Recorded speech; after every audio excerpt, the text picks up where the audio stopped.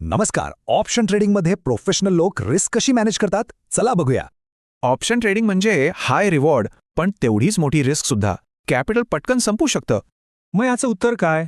सोपं आहे. Proper risk management. सर्वात पहिला आणि महत्त्वाचा नियम आपलं कॅपिटल मॅनेज करणं. चला बघूया कसं. कोणत्याही एका ट्रेडमध्ये आपल्या टोटल कॅपिटलच्या 5 ते 10% जास्त रिस्क नको. म्हणजे 1,00,000 रुपये असतील तर एका ट्रेडसाठी फक्त 5 ते 10,000च वापरायचे. आता प्रत्येक ट्रेडला कसं वाचवायचं ते बघूया. नेहमी स्टॉप लॉस लावा. म्हणजे समजा प्रीमियमच्या 30-40% लॉस झाला की बाहेर पडायचं. आणि हो, रिस्क रिवॉर्ड रेशो खूप महत्त्वाचा आहे. तो नेहमी कमीत कमी 1:2 असायला हवा. म्हणजे 1,000 रुपयांची रिस्क घेत असाल तर कमीत कमी 2,000चं टार्गेट ठेवायचं.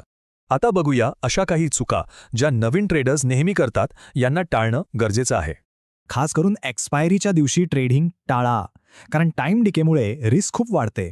आणि दुसरी मोठी चूक, ओव्हर ट्रेडिंग. खूप जास्त ट्रेड करण्यापेक्षा चांगल्या संधीची वाट बघा. नेहमी लक्षात ठेवा, क्वांटिटी नाही क्वालिटी महत्त्वाची आहे. 1-2 पण चांगले ट्रेड करा. शेवटी सगळ्यात महत्त्वाचं म्हणजे एक प्रोफेशनल माइंडसेट. तो कसा डेव्हलप करायचा?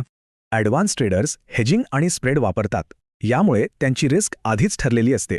आणि हो, इमोशन्सवर कंट्रोल ठेवा. लॉस झाल्यावर रिव्हेंज ट्रेडिंग तर अजिबात नको. ट्रेडिंगमधला एक गोल्डन रूल आहे जो प्रत्येक प्रोफेशनल फॉलो करतो. तर पुढचा ट्रेड घेण्याआधी आपली रिस्क मॅनेजमेंटची योजना तयार आहे का